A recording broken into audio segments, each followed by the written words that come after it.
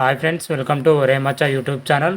ముంబై ఇండియన్స్తో జరిగిన మ్యాచ్లో sun Risers Hyderabad 7 వికెట్లతో ఘోర ఓటమి అయితే చవిచూడడం జరిగింది. మ్యాచ్ ఓటమి తర్వాత Sunrisers Hyderabad playoff అవసరాలు అయితే చాలా అంటే చాలా సంక్లిష్టమైనవి కూడా చెప్పుకోవచ్చు. అదేవిధంగా ముంబైతో జరిగిన మ్యాచ్లో సన్ రైజర్స్ ఓటమికి ప్రధాన కారణాలు ఏమున్నాయి అనే అన్నిటి గురించి పూర్తి డీటెయిల్ తెలుసుకునే ముందు మా ఛానల్ సబ్స్క్రైబ్ చేసుకోండి. పక్కన ఉన్న బెల్ ఐకాన్ మాత్రం అయితే క్లిక్ చేసి పెట్టుకోండి. ఫర్దర్గా మేము వీడియోలు అప్లోడ్ చేసినా మీకు నోటిఫికేషన్ వస్తుంది. ఐపీఎల్ 2024లో మ్యాచ్ నెంబర్ 55 సన్ రైజర్స్ హైదరాబాద్తో ముంబై ఇండియన్స్ తలపడ్డది. ఈ మ్యాచ్లో వచ్చేసరికి ముంబై ఇండియన్స్ 7 వికెట్ల తేడాతోనే అద్భుతమైన విజయం అయితే దక్కిందని చెప్పుకోవచ్చు. ముంబై ఇండియన్స్ బ్యాటింగ్తో పాటు బౌలింగ్లో 2 విభాగాల్లో సమిష్టిగా రాణించడంతోనే విజయం దక్కింది ముంబై ఇండియన్స్కి అయితే. అదేవిధంగా సన్ రైజర్స్ హైదరాబాద్ వచ్చేసరికి అటు పూర్తిగా బౌలింగ్లో అయితే ఏమాత్రం రాణించలేదని చెప్పుకోవచ్చు. అందుకే ముంబైతో జరిగిన మ్యాచ్లో ఓడిపోవడానికి ప్రధాన కారణం అని చెప్పుకోవచ్చు, బౌలింగ్లో ఓడిపోవడానికి. ఈ మ్యాచ్లో వచ్చేసరికి సన్ రైజర్స్ బౌలర్ ఏమాత్రం ఆకట్టుకోలేదని చెప్పుకోవచ్చు. ప్యాట్ కమిన్స్ కానీ, భువనేశ్వర్ కుమార్ కానీ, నటరాజన్ కానీ, మార్కో జాన్సన్ ప్లేయర్స్ మాత్రం ఏమాత్రం ఆకట్టుకోలేదని చెప్పుకోవచ్చు. అందరు కూడా ఓవర్కి 10 పరుగుల పైన ఇవ్వడం జరిగింది. ఒక భువనేశ్వర్ కుమార్ మాత్రం అద్భుతంగా బౌలింగ్ వేయడం జరిగింది. మిగతా బౌలర్లు అతనికి సపోర్ట్గా అయితే నిలవలేకపోయారు. అందుకే ఓడిపోవడానికి ప్రధాన కారణం అని కూడా చెప్పుకోవచ్చు. అదేవిధంగా బ్యాటింగ్ పొజిషన్లో వచ్చేసరికి టాప్ ఆర్డర్ బ్యాట్స్మెన్స్ అయితే మరోసారి విఫలం అవ్వడం జరిగింది. సన్ రైజర్స్ హైదరాబాద్ బ్యాటర్లో ట్రావిస్ హెడ్ తప్ప మిగతా బ్యాటర్లు ఎవ్వరు కూడా రాణించలేదు.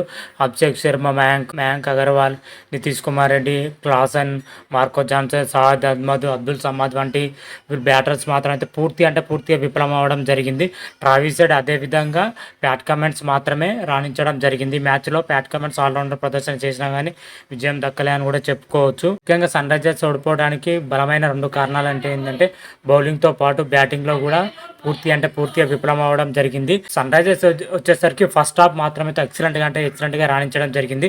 కానీ సెకండ్ హాఫ్ మ్యాచ్లో వచ్చేసరికి పూర్తిగా విఫలం అవుతుందని కూడా చెప్పుకోవచ్చు.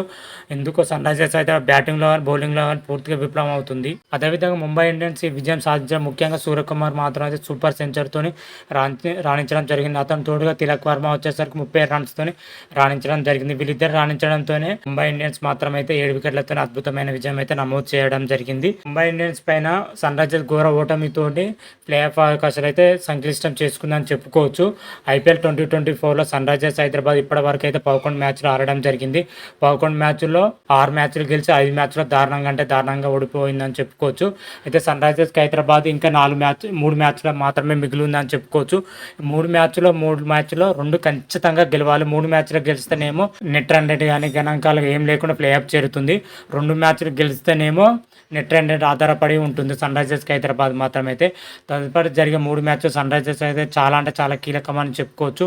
3 మ్యాచ్లో ఏదో ఒక మ్యాచ్ ఓడిపోయినా కానీ సన్ రైజర్స్కి అయితే ప్లే ఆఫ్ చేయడం అంటే చాలా కష్టం అవుతుంది. సన్ రైజర్స్ హైదరాబాద్ తర్వాత జరిగే 3 మ్యాచ్లు వచ్చేసరికి గుజరాత్ టైటన్తోని, లక్నో సూపర్ జాయింట్తోని, పంజాబ్ కింగ్స్తోని 3 మ్యాచ్లు అయితే జరగనున్నాయి. 3 మ్యాచ్లో కనీసం 2 మ్యాచ్లు అయితే ఖచ్చితంగా గెలిస్తేనే ప్లే ఆఫ్ చేరుతుంది. మరి ఒక మ్యాచ్ ఓడిపోతే మాత్రం అయితే నెట్ రన్ రేట్ కారణంగా ప్లే ఆఫ్ చేరే అవకాశం అయితే ఉంటుంది. మరి ఐపీఎల్ టేబుల్లో చూసుకుంటే మాత్రం అయితే ఇప్పుడు 4వ స్థానంలో కొనసాగుతుంది సన్ రైజర్స్ హైదరాబాద్. మరి చూడాలి ఐపీఎల్ 2024లో Sunrisers Hyderabad playoff చేరుతుందా లేదా అనేది చూడాలి. ముఖ్యంగా సన్ రైజర్స్ హైదరాబాద్ తర్వాత జరగబోయే మ్యాచ్లో వచ్చేసరికి అటు బ్యాటింగ్లో కానీ ఇటు బౌలింగ్లో కానీ సమిష్టిగా రాణిస్తేనే గెలుపు అవకాశాలు అయితే ఉంటాయి. ముఖ్యంగా బ్యాటింగ్ పొజిషన్లో వచ్చేసరికి ట్రావిస్ హెడ్, అభిషేక్ శర్మ, ఎండ్రో క్లాసన్, నితీష్ కుమార్ వంటి బ్యాటర్స్ టాప్ ఆర్డర్స్ మాత్రం అయితే ఖచ్చితంగా రాణించాలి.